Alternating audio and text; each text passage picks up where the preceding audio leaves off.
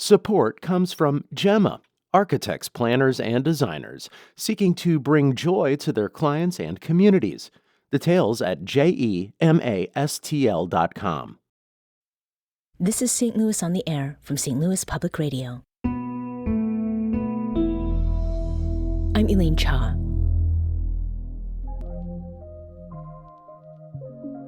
Each year, under the Big Top tent, Circus Flora gives us something new. The pieces are familiar, the acrobats, jugglers, animal acts, but the performers and the stories they tell are different each season. And this season is its 39th. It opens tomorrow, and it's called Urban Legend, a story that's about a monster.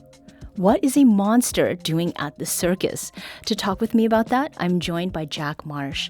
He is Circus Flora's artistic director and executive director. Jack, welcome back to the show. Thank you. Thanks for having us. And also with us is circus artist Book Kennison. He's a juggler and St. Louis native who's making his Circus Flora debut. Book, welcome to you as well. Thank you, Elaine. So, Jack, we're going to preview the show in just a bit, but first, you've been a part of this circus for your entire life and also your family's life. Your mother is the show's director and narrator.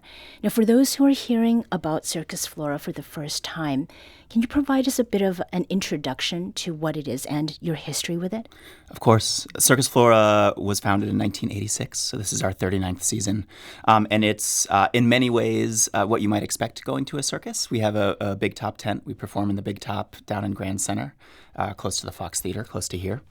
And we have these incredible performers, acrobats, jugglers, clowns, the very traditional makings of a circus. But we do it a little bit differently. We get these incredible performers, and then we weave them through a storyline that we write anew each year based on the performers that we have, whoever we're able to get from the rest of the country, the rest of the world, to come to St. Louis and perform for our audience. So 39 is a big number. So coming up with that many new shows, that many new performers, why do you keep doing that and not kind of going back to some well-loved classics? Well, I think it's for the joy of it and for our audience, really. We have, the circus world is a big one. There's some incredible circus artists from all over the world, and we want to expose our St. Louis audience to as many different types of them as possible and find the best of them and bring them here to St. Louis. For us, there is a certain familiarity for audience who come back year over year. Some of them at this point have even been coming as a child and are now bringing their own children to Circus Flora since we've been around for that long. But we get to create an all new show. So you're getting something familiar by the experience of coming down to the big top, getting some popcorn and cotton candy, sitting through an incredible show. But we want that the meat of that experience, what the show is, to be new and different and feel exciting even for folks who have come to 38 previous Circus Flora productions. Now, we're talking about how the show is going to be giving audiences something new, but Book, people might recognize you. A little over 20 years ago, you were on the cover of the Riverfront Times and already an accomplished juggler. The story noted that, quote, people can juggle with one hand tied behind their back. 13-year-old Book Kennison can do it with one foot tied behind his head. Now, Book, you are now a working artist in New York City, and this season at Circus Flora is something of a homecoming for you. What does it feel like, getting ready to perform, in and for your hometown? It feels amazing. Yeah, I'm from St. Charles, Missouri. I was born in St. Louis, raised in St. Charles, and I got my start at an amazing youth circus program here, a social circus program called Circus Harmony, which is based at City Museum. It's very unique that way. And I have never been in Circus Flora before. I was almost in it in 2020, but our season was canceled. Sure, as many things were. I live in New York, and Circus Flora is an institution in the circus world. It's the biggest big top I've ever worked in. It's very special to perform in a circus tent. It's not always how circus is done, but when we're lucky, we get to do it in a chapiteau, in a big top. Yeah. So this is a very special experience for me, and staying with my mother, and it's very cute. It's very special, and I can't wait for our debut. Is there something about it that feels almost like you're a kid again? It does. It kind of feels like I never left youth circus. I can't believe I'm 35 years old now. So, like you said, that Riverfront Time story was more than 20 years ago. Yeah. Yeah, I've been doing circus nonstop. I've tried to stop a few times, and it's never worked. I always come back almost immediately. So, yeah, the youth troupe I just mentioned is always in this show. They're in this show yet again. I never got to do it with the youth troupe back when I was a kid, so I've inserted myself into their number as one of the main characters of this show. I'm going to be doing a little acro with them, the big styles. That's when we ask for applause. All the great youth circus stuff that's never really left the core of who I am. Yeah. So you mentioned Circus Harmony, and when I went to Circus Flora, I mean, it was really amazing to see these young people doing what they were doing and doing it so well. So, Book, for you, having trained and performed as a young circus artist, is there something about working with Circus Harmony that you have carried into the work that you're doing, particularly in New York? Absolutely.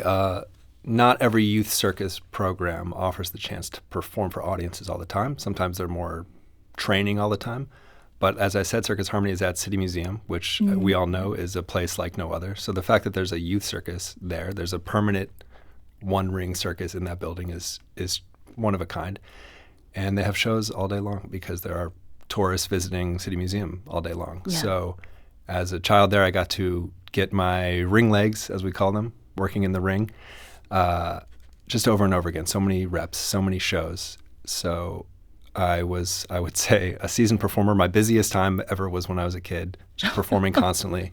I felt like a seasoned veteran by the time I was 18. So I'm still bringing that. And now I got my own little space with my colleagues in New York City in Astoria, Queens. It's called 3 a.m. Theater, and we put on our own shows. We put on other people's shows, and we would like to think it's New York's home for contemporary circus. Jack, I think you can relate to what Book said about trying to leave circus and then coming back. Is it special, to see someone like Book return to perform with the same group, all these years later, and especially given what you described about generations of families coming to see Circus Flora over and over? Yeah, I mean, the circus community in St. Louis, I mean, in general, it's an incredible thing, but I think in St. Louis in specific, it's quite amazing. Between the youth circus program and at Circus Harmony and Circus Flora, producing our world-class annual shows, there's a great just set of talent that gets cultivated by this. So in this show, there's Book and also another performer, Kyron Walton, is a hand balancer who was previously one of the St. Louis Arches and trained at City Museum. Okay. And then he went off like Book did and is traveling the world as a circus artist. And he's now, like Book, back in this show getting to perform for his hometown audience. So let's come back to this season. This new show is called Urban Legend. Jack, give us a bit of a peek into what people can expect, including what we teased earlier about the monster. Sure. So it's the storyline, and Circus Flora always has a story through line that all of the circus acts are wrapped around. And it's this one is about an idyllic town or an idyllic city that becomes less idyllic when a monster shows up. So there's some sightings of the monster, and there's a mayor who's very popular and is trying to keep that town very idyllic. But as a monster shows up, he starts to struggle to do so. That mayor played by Book. Yeah. And throughout that show, we have some incredible circus acts, some of the most amazing circus acts you'll see in the country, in the world. It's an amazing amount of talent in the tent. We're just in rehearsals now, so just getting to sit there and watch this collection of skills is great. But we have there's a duo called Dauntless Duo, which is there's this big guy named Dutch, and he's on the ground. He has a 25-foot pole that bounces on his shoulder and then later bounces on his head. And then his partner is a woman named Angela. She climbs up that pole and does acrobatics on top of it while it's balanced on Dutch. It's both of them are doing the most amazing stuff, and putting it together is incredible. There's a group called Off Axis, a tramp wall act, which is our set is a city because it's urban legend. It's set in a city, but you see these acrobats jumping off of the out of the windows of a city building, off the roof of that city building, onto a trampoline bed, and flipping and spinning and landing back on there. It's like so fun and energetic and incredible to watch. We have a duo, Alexi and Mary. They are a roller skating duo. So we bring a little platform in the middle of our ring, and they spin around at about 100 miles an hour and do acrobatics while they're doing that. That's just a taste. The Flying Wallendas on the High Wire, one of the most famous circus families in the history of circus. They're sixth and seventh and eighth generations you'll see on the wire from grandfather Tino down to Matteo, his grandson, and one generation in between. So it's this amazing collection of talent that I think is really going to stun our audience. It's a lot of new stuff that if you've been to Circus Flora before, you haven't seen, and you'll be really excited by all that's new. And then there's the familiarity of the experience of coming to see just our world-class show. Yeah. And I have to say that Flying Wallendas, they are a mainstay, and Circus Flora, I think, would not be Circus Flora without them. So just memorable to see them. Yeah. Book, you are the mayor of where this urban legend is happening. Tell us about the role that you're playing in the show. Sure. I can't believe I'm old enough to play a mayor, but I guess I'm a boyish mayor. I want this town to remain idyllic. I'm a little stern, the straight man, we call it, to the clowns, you might say. And I am the lyricist of the show somehow as well. We have a composer named Janine, but I'm singing a few songs that I wrote the lyrics for. And I'm flipping around a bit and doing a juggling act. Once I am threatened by this monster, it's kind of dampening my mojo, and I have to get it back by performing my juggling act and working myself back into shape, which is art imitating life, I would say, because that's often how it goes with juggling. Mm-hmm. And do you enjoy the acting component? Maybe it's a little different from just a straight circus act. It is, I applaud Jack Marsh for having the faith in me to act and sing and dance a little bit. I compose music as well on the side and write lyrics and sing. So this is a great opportunity for me to live the Broadway dreams I didn't know I had a bit in the circus ring here. And I understand you both walked over here from rehearsals just a minute ago. I'm glad to see that you were dry. How are you feeling, one day out from the premiere of this show? I think we're feeling good. I mean, I think confident in this incredible show and this amazing collection of talent we've put together. There's always a lot of work to do. It's a very big production. We have all these incredible artists. We write it's all original music played by a live 5-piece band. There's our lighting designer is hard at work. Our musicians, our circus artists, our writers, storytellers, there's a whole team that's still busy at the tent. Hopefully we can get back to them and reinsert ourselves into rehearsals. But there's so many people and a lot to do. So it's this really huge production that comes together quite quickly, and we're in the middle of that process, and it'll culminate. It'll be all set by tomorrow night. Mm-hmm. How are you feeling, Book? I'm feeling good. As anyone who works in show business knows, the show will be ready when opening night falls. Right. And it will not necessarily feel ready until that moment. And then the magic of circus will take its course. It's a little bit extra in circus, I think, because we're in a tent, it's raining, there's some mud around, so that gives it a little extra circus magic, we'll say. Yeah. Book Kennison is a St. Louis native and circus artist, now based in New York City. And Jack Marsh is Circus Flora's artistic director and executive director. Jack and Book, thank you so much for joining us today, and good luck this season. Thanks so much. Thank you.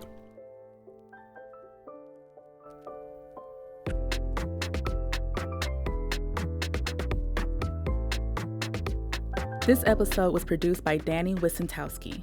Audio engineering and podcast design by Aaron Dorr. Our executive producer is Alex Hoyer. St. Louis on the Air is a production of St. Louis Public Radio. Understanding starts here. Do you find yourself regularly listening to episodes of St. Louis on the Air? Suggest us to a friend you think might enjoy our conversations, and leave us a review and rating on Apple Podcasts on the App Store. It's the simplest way to help people discover our show. Thank you. St. Louis Public Radio is a member-supported service of the University of Missouri St. Louis.